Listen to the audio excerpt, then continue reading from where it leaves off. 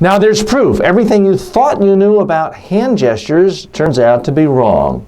Provably wrong.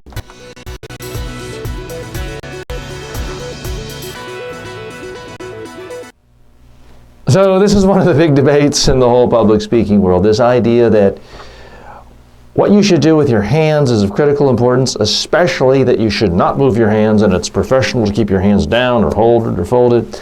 Utter nonsense. I've been preaching that for decades, but still there is this myth out there, this constant perception. People just don't want to get away from it, this idea they have that you're not supposed to move your hands when you speak. Well, finally, someone, I'm ashamed to say, did the work that I should have done.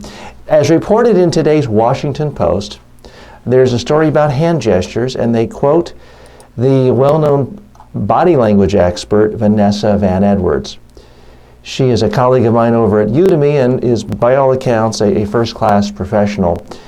Here's what she did. Very smart, very clever. I have to tip my hat to her, and also I'm jealous I didn't think of it first. She went and analyzed the very top speakers at TED in terms of views on YouTube and elsewhere, and she analyzed the bottom performing speakers in terms of viewership. And what she found is the average speaker who was unpopular in the online world received about 250, or used about 250 hand gestures over the course of their TED speech, which is typically 17, 18 minutes.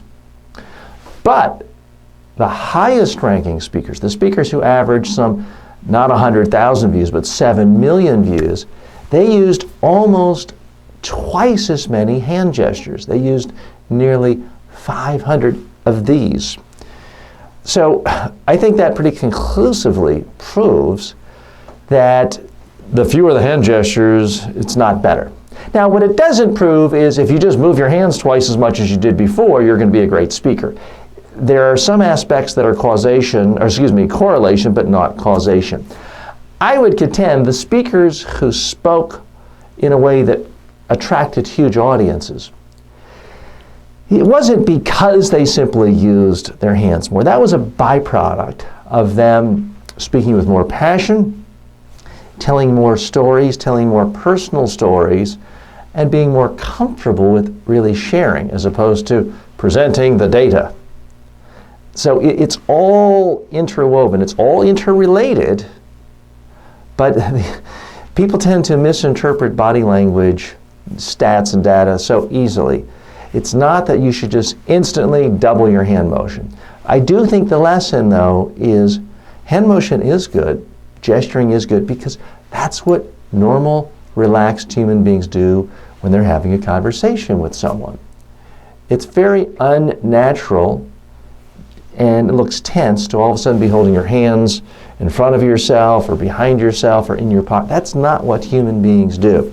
So if you're looking for ammunition as to why you should in fact use your hands, this is it. I'm linking to the story in the show notes, because sometimes what happens, you can be in a corporation, you can do a practice or give a speech, you're moving your hands, everyone in the audience thinks you're perfectly fine, and you may have a boss or a colleague come up and say, "Now, TJ, you moved your hands, and that's not professional, it's distracting." It's not really distracting, but a certain percentage of people have convinced themselves that if they see a speaker moving his or her hands, it's distracting. It's not really distracting. It's just if you tell yourself it's going to be in advance, you can convince yourself of anything.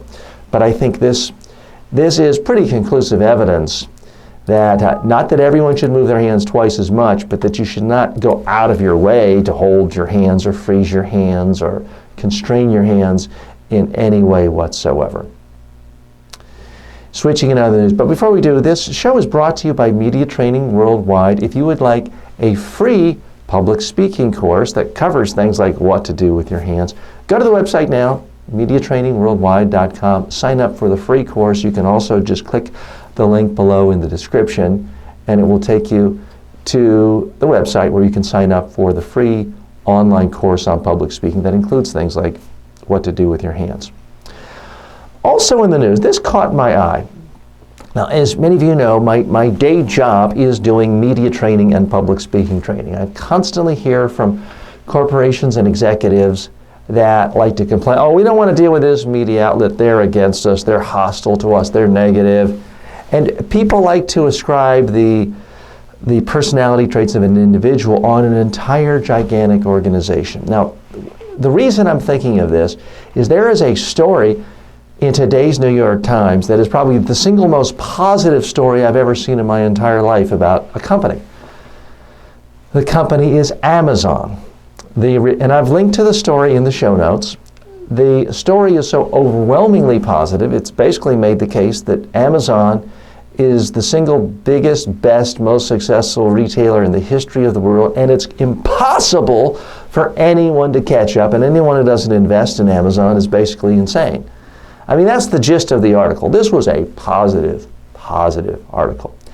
Now, those of you who follow Amazon at all, or just the news media in general, remember, it was only a few weeks ago, maybe a couple of months ago, where the New York Times came out with a story that was just brutal in its depiction of Amazon and the work environment, how the employees are treated. And Amazon had hired President Obama's former press secretary to defend them and to speak out and engage in debates with the New York Times. Now, a lot of companies would say, well, you know, this particular news outlet wrote something really negative about us. We're going to refuse to deal with them again. We're going to tell everyone we work with never to talk to them. We're going to tell every employee to never talk to them. Look what happened here. I mean, really only weeks later, the very same newspaper. Now, I didn't check. I'm assuming this was a different reporter. I can't imagine it's the same reporter. But a different story, a different focus, a different topic about the company, and overwhelmingly positive.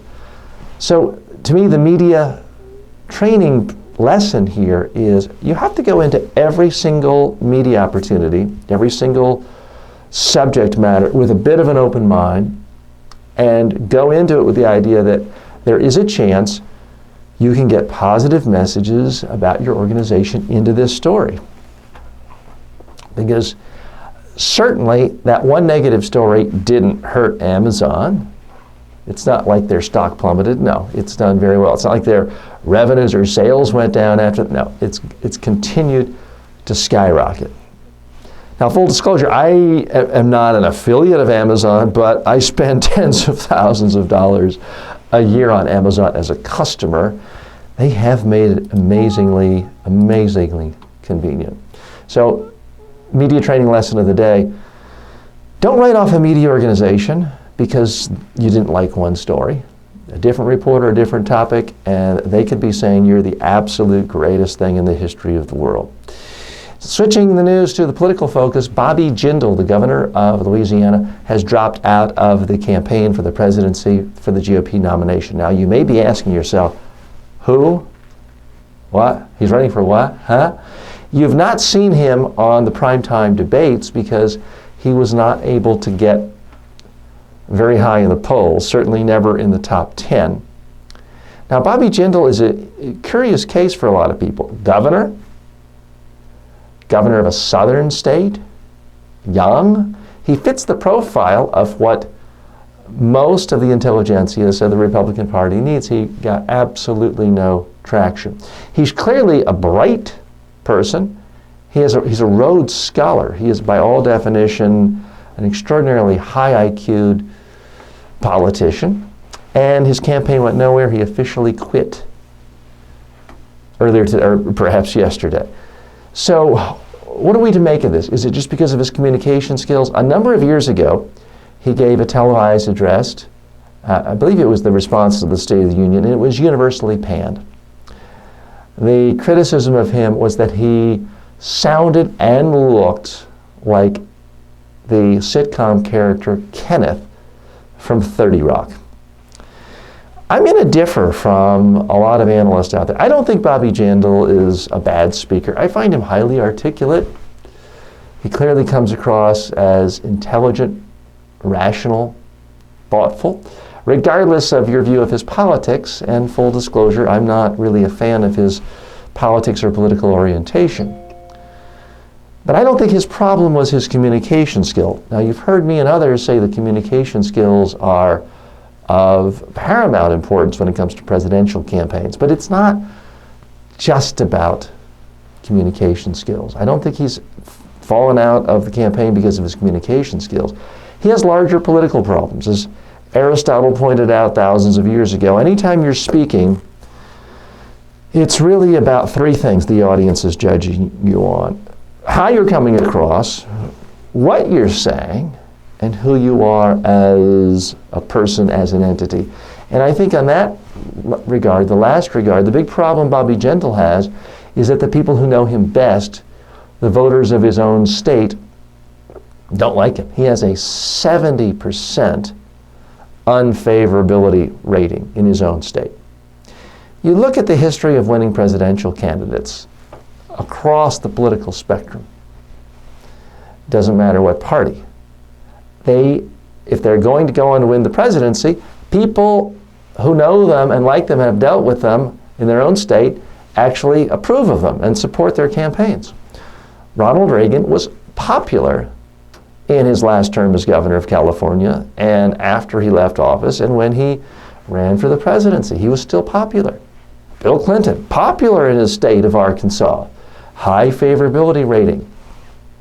And I've just never seen a candidate with really high unfavorability ratings in his own state go on to win a nomination. Jindal has had a number of political problems with some of his pet issues. I won't go into the politics of that because then you will accuse me of bringing partisanship to this particular channel, and we're about public speaking skills and media skills. So I'll let you analyze his own record. But for the record, I don't think he's a bad communicator. A case can be made that he doesn't look like what people in his party think of as looking like a president. Now, you can also make the case that how people look doesn't matter as much. Nobody had really looked like Barack Obama before he became president. Different party, though. I'd like to hear from you. Why did Bobby Jindal's campaign never take off? Smart guy, young, governor, southern state. He had many of the things that you're supposed to have right now, and it went absolutely nowhere. Also in political news, Ben Carson is in the news. Ben Carson, according to some polls, is still number one in the Republican field, and especially in a key state like Iowa. In some polls, he's still number one. So I was struck by some of the stories in the New York Times today. This is from a front page story in the New York Times. I'm quoting from his top foreign affairs advisor. At least he was till this morning. I think he's been canned at this point. But this is from Dwayne Claridge, who has been described by the Carson campaign as a top advisor. He said, quote, "Nobody has been able to sit down with him," meaning Ben Carson, "and have him get one iota of intelligent information about the Middle East." Oops.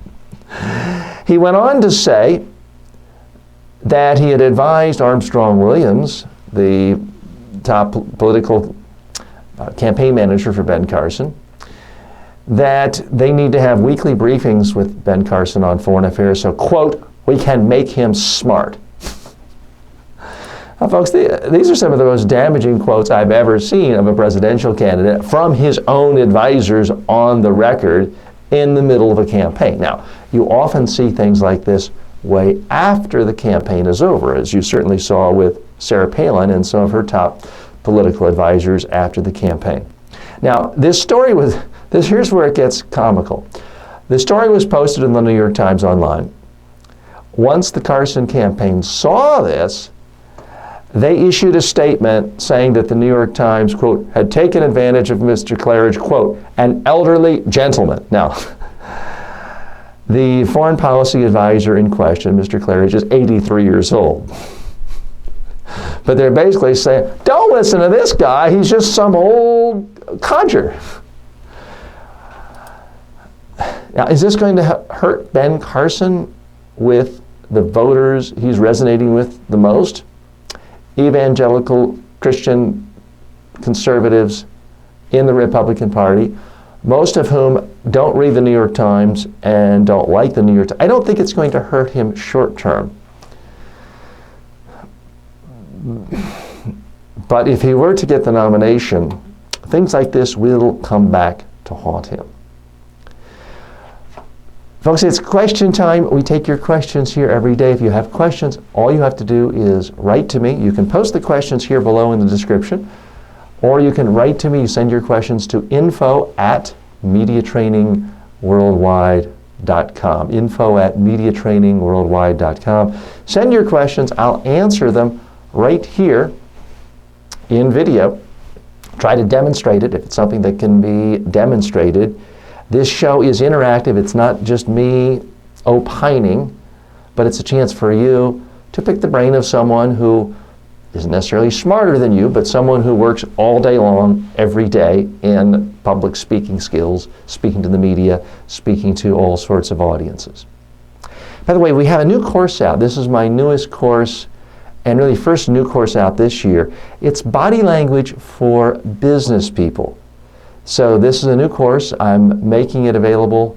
It's on the Udemy platform, but it'll soon be on my platform and others. So check it out. If you go to the blog, you'll see a link to it.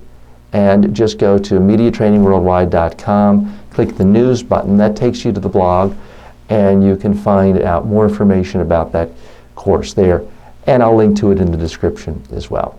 I'm TJ Walker. May all of your speaking opportunities in life be a success.